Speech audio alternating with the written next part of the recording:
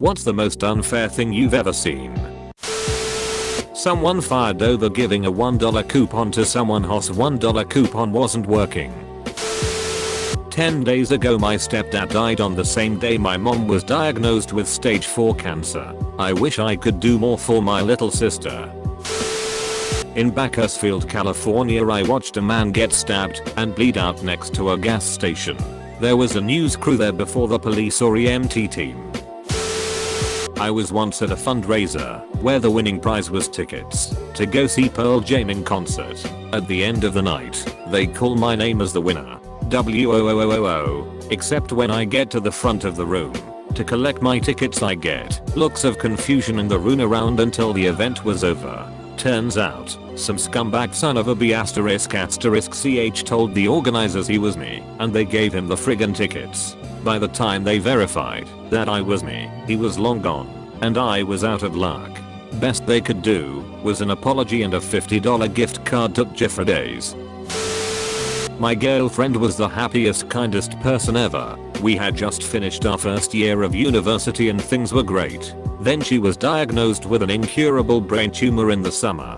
She passed away a year later. The most unfair part is that her sister had died from the same type of cancer as a child. Her family are some of the best people I've ever met. Zero tolerance policies for fighting. I can get jumped, do nothing, and still get suspended? Okay, way to victim shame. I'm a foster parent. All of our foster kids have had terrible stories. Some have had happy endings. New families, old families that got their act together. Some have not had happy endings. Trying to help these kids is the hardest thing I've ever done. Unfair, to me, is knowing that last night 6 kids, ages 2 through 12, slept on cots in a CPS office near here because their parents couldn't keep clean, and there's not enough foster families to handle the load. Tonight they'll probably be in an institution until a placement opens up because their parents are F***ups.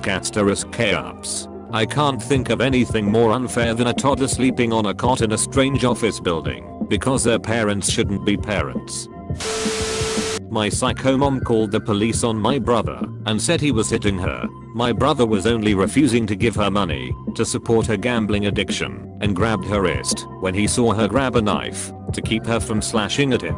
My brother would never hit a woman. Neither one of us talk to her anymore. She's blown up our phones with guilt trips and lies and saying it's our fault her life sucks and telling us she owns us as our mother. I left for the Navy when I got kicked out of the house at 17 to get away from home. My brother had to continue dealing with her for several years because he couldn't join the military due to medical issues. Our grandma, her mom, passed away and our uncle is in the hospital. But we don't talk to that side of the family now because most of them have been ignorant to the toxicity and grip that our mother has had on us. Which sucks because they are really good people. When we were about 12 and 10 my brother was very irresponsible with his things. He had his new bike stolen after leaving on the front lawn of the house, unlocked, because he was too lazy to bring it into the garage. Fine. His fault. His loss. So, he starts borrowing my bike all of the time and does the exact same thing, and it gets stolen within a matter of weeks. My parents refuse to get me a new bike or give him any ***T over losing mine. And I never got another bike until I was an adult who could afford to buy themselves one. Also, since his birthday was in the summer he got a brand new bike, brand new everything. And mine is 2 weeks after Christmas. You can guess I got the used bike, used everything. My friend and I wrote the exact same thing on a test. He got it marked right and mine was marked wrong.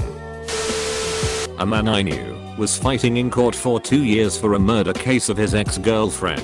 The description of the killer looked nothing like him. There was video that they would not pull for court. The girlfriend's daughter said it wasn't him. His lawyer in court was a public defender who said in court to the judge he wouldn't want them as his lawyer because he was black. The court would not change his public defender even after this.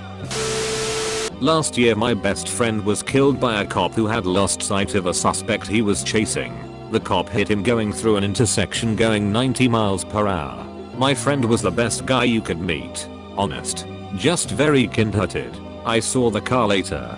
There was about 6 inches of space between the passenger door and the driver's. In college I moved in with my girlfriend, who is now my wife. My parents were so upset I was cut off from all insurance and lectured on how horrible a thing I had done. When my sister moved in with her boyfriend, my dad went and painted their bedroom so it would look nice. A girl who lived down the street from me growing up died in a car crash.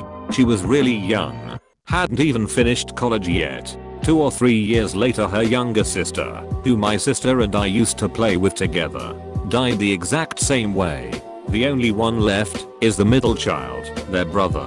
I can tell it has absolutely crushed their family, and I just remember going to the funeral and thinking, why did they have to live through this not once but twice? That much heartache has to be unbelievable, and it's incredibly unfair. The brother was always a little prick growing up, but man, I wish I could pull him aside now and tell him just how sorry I am that he has to live without his sisters, and that if he needs anything, not to hesitate to ask. But I really never knew him well, so he'd probably think that was weird. But I think of him and his family often.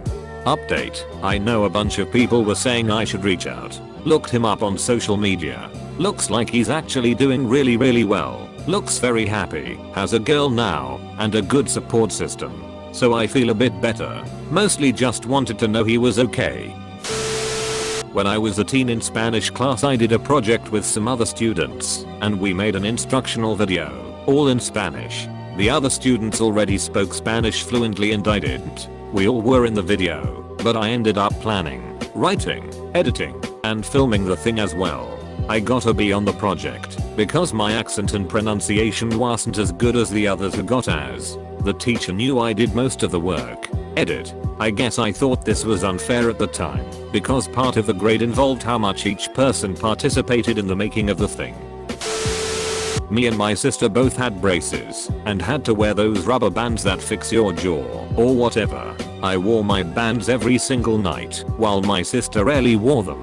When we had our dentist appointment, the dentist took a look at my teeth and then gave me a disappointed "You haven't been wearing your bands, have you?" I tried to tell her I always wore them, but she obviously didn't believe me.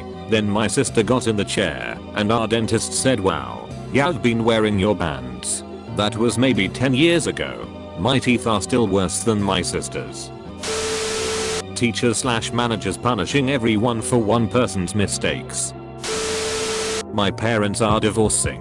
Unbeknownst to my mom, my dad racked up over $400k in debt, plus he took out $100k in equity on the house. Now my mom must accept half of that debt, as well as give up half of her $401k. She worked hard for 30 years, and will be left penniless. It is injustice to the highest degree. Edit: thanks for all the advice. Can't respond to everyone. Me admitting a 51 years old woman in palliative care, knowing she had just a few days left before dying of cancer, while her son, 22 years old like me, watched my supervisor explaining her what was going to happen. He had lost his father to cancer a year and a half ago. In the same month he learned his mother had stage 4 cancer. Why did he have to suffer through this while I still had my 2 parents and all my grandparents? A girl I went to high school with was murdered in her home after we graduated. Her boyfriend stormed in and shot her. She was so kind to me when others weren't. She always had a smile on her face, and she was just so genuine.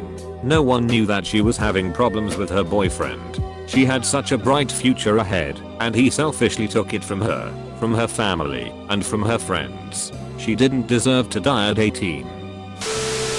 When I worked at Borders, I got fired because the person that was covering for me while I was on vacation got fired. On top of that, they really didn't even notify me. I got a text message from his girlfriend that still worked there, and she told me that I should call them.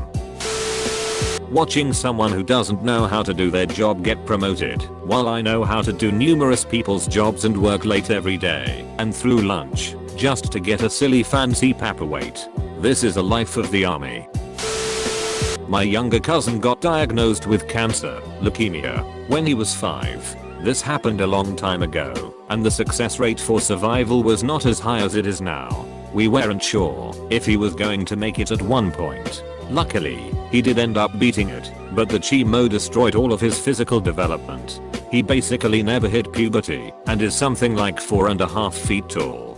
He became suicidal during his teenage years because he knew he could never play sports, have success with girls, or even simply just look as mature as his friends and classmates. All of those memes/jokes I see on the internet about guys having to be 6 feet tall make me laugh, but then I always think, what if he sees this and it brings back those suicidal thoughts? He turns 21 this year and I'm sure his ID is gonna be taken by some bouncer because he looks like he's 10 years old. I really hope he's doing okay right now. He's a tough guy, but he doesn't ever show when he's hurting, and I know he is.